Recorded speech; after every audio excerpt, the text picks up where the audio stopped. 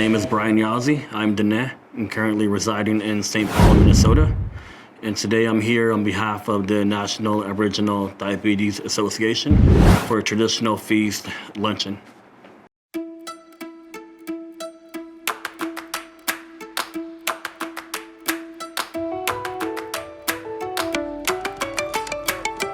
I'm the youngest in the family out of 8 siblings. And so when they're out playing, doing what they do outside, I was stuck at home with my mom.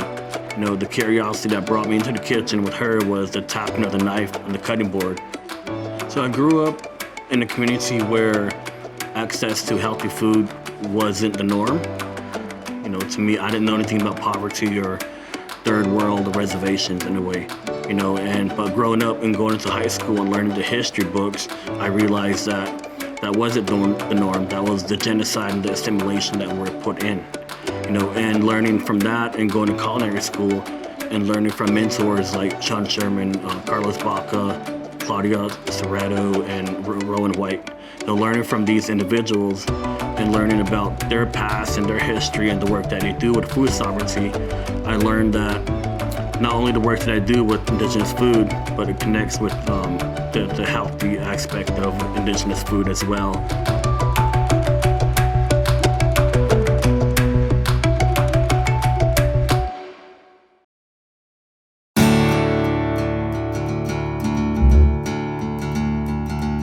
Today we made a moose ribs. So we slow cooked that with birch syrup, hominy, and green onions. With the moose ribs, it was donated from a local hunter. And so with it being traditionally hunted and harvested, you know, what I did was I boiled the ribs for about 20 to 30 minutes just to take out the hair and some of the excess fat within the meat and the bones.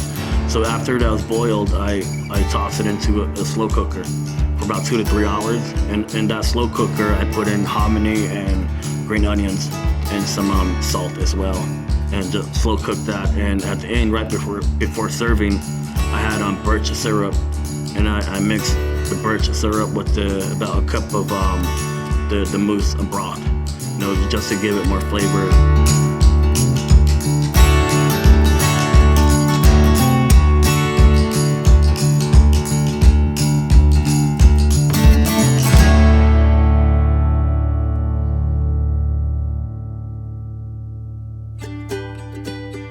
So the salad I made is a quinoa and spinach salad with the mixed berry vinaigrette.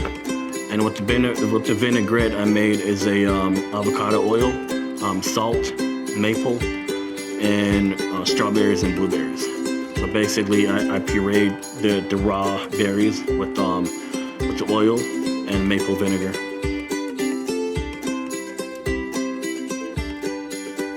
Is you have to massage in the dressing or vinegar because the texture is a bit strong when it's raw and not cooked. So I end up massaging in the dressing to kind of loosen up the texture of the greens. So when you serve it, it won't be, you know, you won't have to fight with the texture while eating that. So I mix in a massage the dressing, and afterwards I added in the seeds and the quinoa.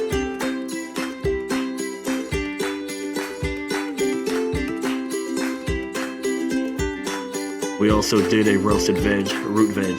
For the vegetables, we had butternut squash, turnip, sweet potatoes, and carrots. So we individually diced the veg separately, and then we mixed them at the end. We add salt and oil, and we roasted that off.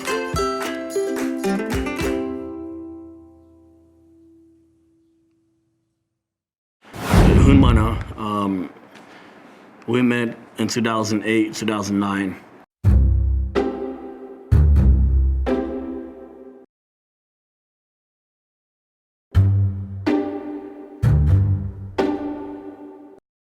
And she's been a big supporter of the work that I do, you know, and I'm blessed that she's able to travel with me.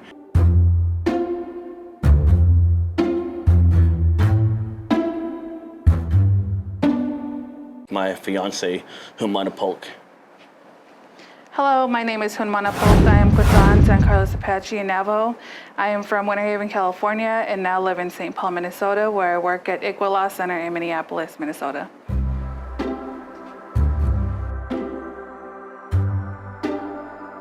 a blessing to have a partner who's able to travel with me and have a passion for the work that I do, which is rare, which is unheard of, definitely. But I'm blessed that she's able to travel with me across Turtle Island and internationally, and she helps me not only in the kitchen, but also the administrative work of doing invoices and recipe building and talking about what type of menu that we would provide to a certain community. And just being in the kitchen, being hands-on, learning how to chop and how to cut veg, and learning different techniques of smoking or drying meats and veg. She was given a indigenous name, a Hopi name, Hunmana, which means bear girl in Hopi.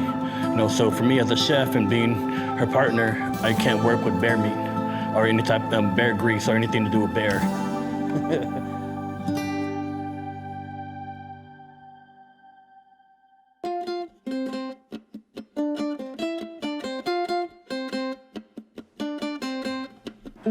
And we also did a Red Lake Nation wild rice and bison meatballs. The meatballs are one of my go-to dish or appetizer. So I made that while I was still in culinary school in 2015. I went to my first intertribal Great Lakes food sovereignty, which was at Gun Lake, Michigan, with the Potawatomi tribe. And at the end of the event, we do a intertribal food tasting. So all these chefs and cooks that show up for that event, they end up doing the original food.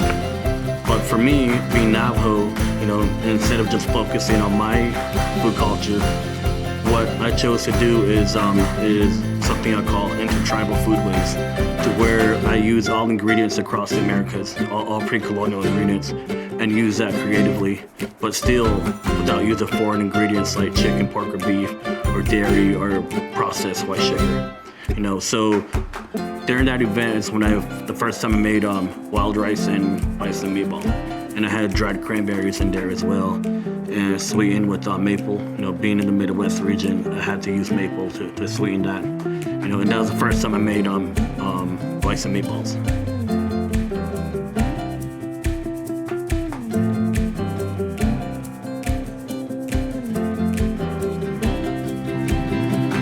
So dessert is one of my go-to dish, especially working with the youth.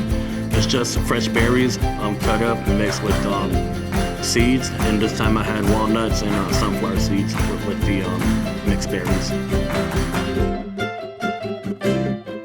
We use moist paper towels because a lot of the times we're prepping maybe a day ahead, and a lot of these organic fruits and vegetables can dry out, and we don't want that. We want it to still maintain some moisture and that flavor.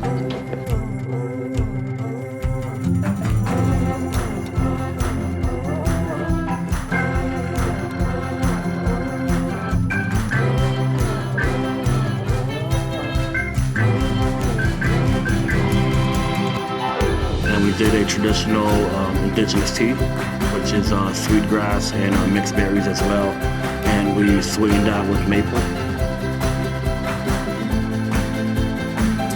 The sweetgrass, the longer that you boil, the sweeter it gets, from that plant. So you don't need to add that much sweetener to it at the end.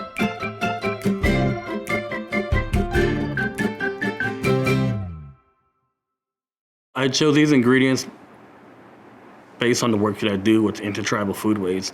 Not only do I focus on one region, but I focus on the whole regions across the Americas. So picking different flavors like quinoa from South America or Central America, and then mixing that with the local grown organic spinach, then adding in walnuts that's local as well within this area, and then using fresh berries which are indigenous to the Midwest area, East Coast, and into Canada as well. Just marrying those ingredients and making that flavorful and creative as much as I can.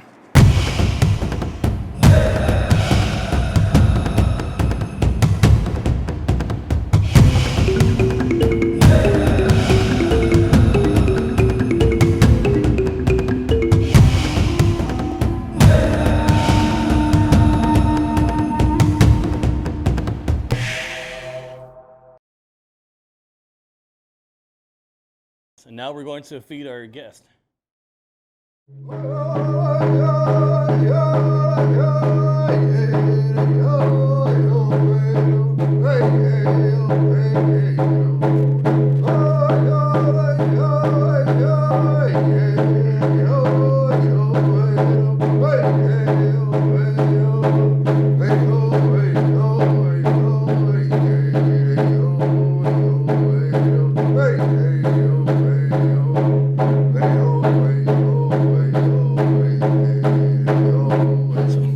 Thank you guys for having us again.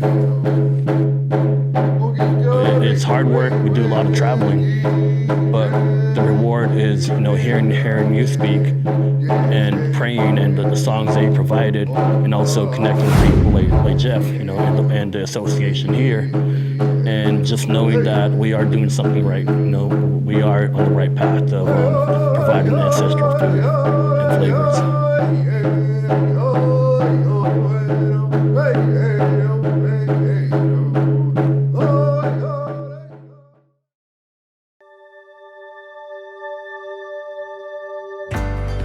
Basically, it's getting back to our roots, reintroducing our ancestral flavors and getting back to these heirloom seeds and ingredients that we have lost for so many years, and just coming back to those flavor profiles and reintroducing those to our tribal communities.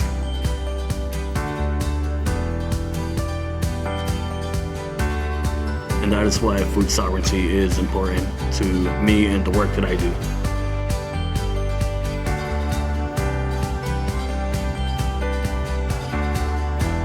The work that I do is intertribal foodways, and when I'm in the kitchen, I feel like I am in my own world and my own zone, and I call that cooking in two worlds, because I put myself in our ancestors' shoes hundreds of years ago and use the modern techniques and the modern equipment and just cooking that in two worlds. There wasn't that much representation of our indigenous food. Our indigenous ingredients survive colonization or manifest destiny. Well, if you look at these different cuisines across the world, over 50% of those dishes are ingredients from the Americas. So we have just been overshadowed for so long by Americanized chefs, to where we have a voice and a platform now, so we can bring back these stories and these ancestral ingredients.